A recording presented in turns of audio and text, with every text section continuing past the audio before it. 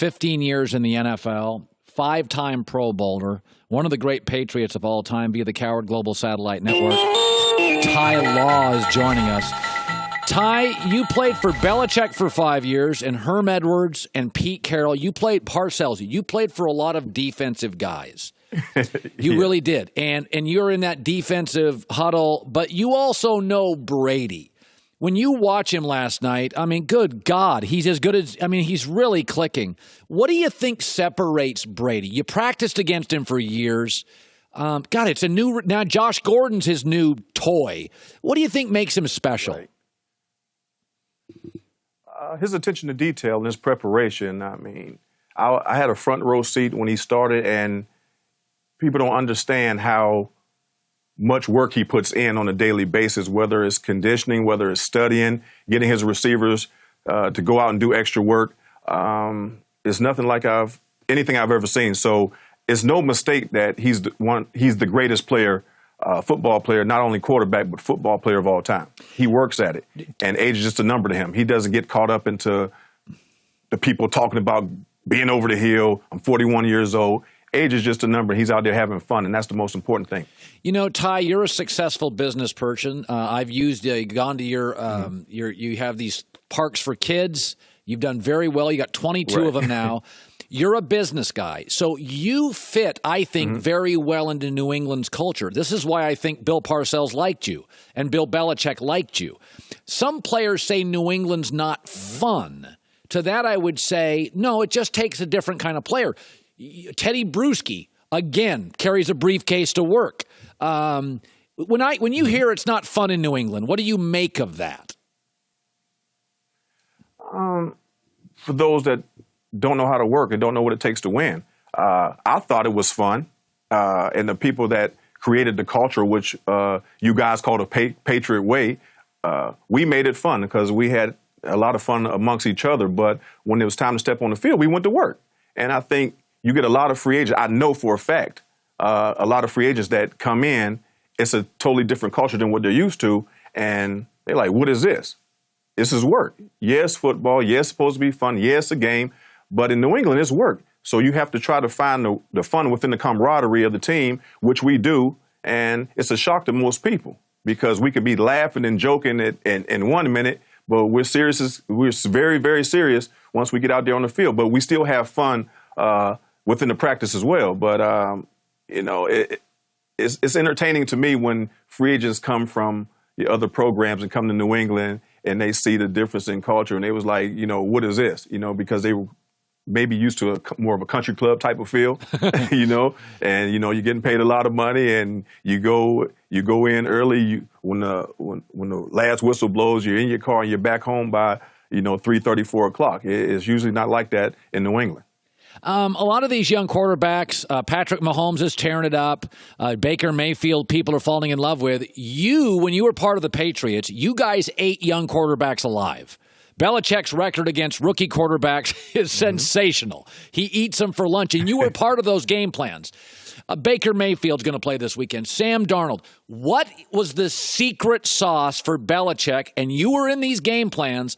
Why were they so great against young quarterbacks? What should I do against Baker? What should I do against Josh Rosen or Josh Allen? I mean, give them things that they can't figure out right away. We used to play a lot of games back there, moving around. No one ever stood still so you can figure out what we were doing.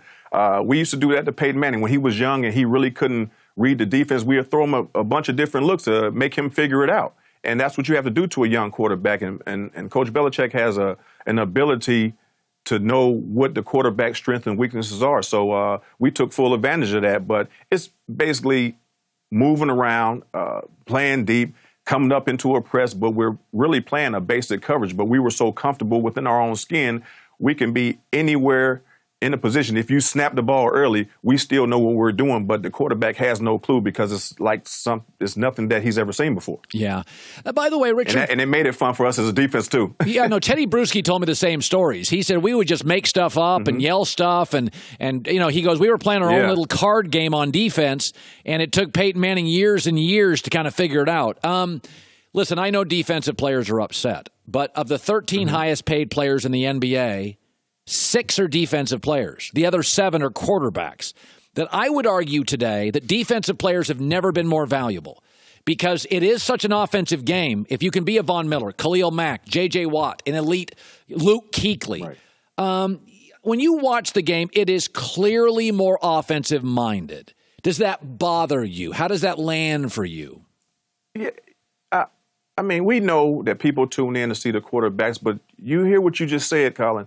The guys that are chasing the quarterback are the highest paid defensive players. But yet we're trying to protect the quarterbacks, which is somewhat of a contradiction because when you're going at the quarterback, how are you going to get paid the type of money that these guys getting paid, and then you ask them to hold up and not take them to the ground? I don't know any of those defensive players that's from Krypton and that got Superman to where they can leave their feet and not put them down the ground and put their weight on. I mean, the rules are skewed.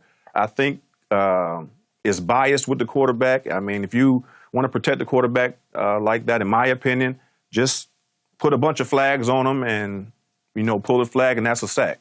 But they're asking players to do something that's not physically possible. Now, when you were in the NFL, I think when you came into the league, you could grab wide receivers, and by the time you left the NFL, you couldn't grab receivers. So how did you change?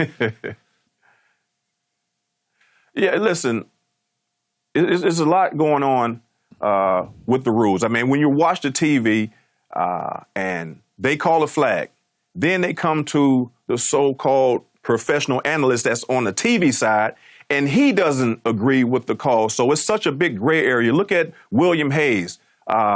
He got his career shortened because he's trying to protect the quarterback. Why isn't the same action taken amongst all the players to protect all the players? Everything has seemed to be based around the quarterback. I understand business because I'm a businessman myself, but at the same time, Colin, if you think about it, I just want to make this little analogy for guys out there watching right now. There was a guy by the name of Drew Bledsoe, perennial All-Pro, the face of the organization for the New England Patriots. If he did not get injured, not that you want anyone to get injured, but it happened. It's a part of the game. We all know what we signed up for. Drew Bledsoe got hurt. Then comes Tom Brady. We would have never got to witness the GOAT and the greatness of Tom Brady if it wasn't for that play. Not saying that it was a good thing by any means to Drew Bledsoe, but it's a part of the game that we all signed up for. So this is football. So I think that if you're going to make rules, you should protect everybody, because we would not be sitting here talking about the greatest quarterback and the greatest football player of all time if it wasn't for something unfortunate as that. So if it's going to be some unfortunate incidences in football, it should apply to everybody. Ty Law, which, by the way, you have 22. I called him like kid parks. How would you describe him? Launch?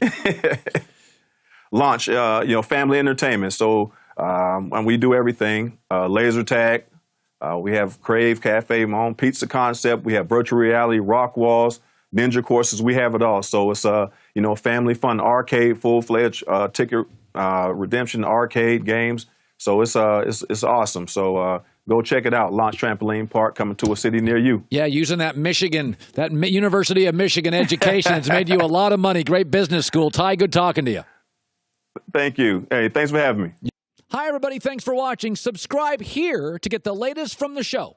Also, be sure to check out more of the best clips from The Herd or go watch a few segments from other shows on FS1.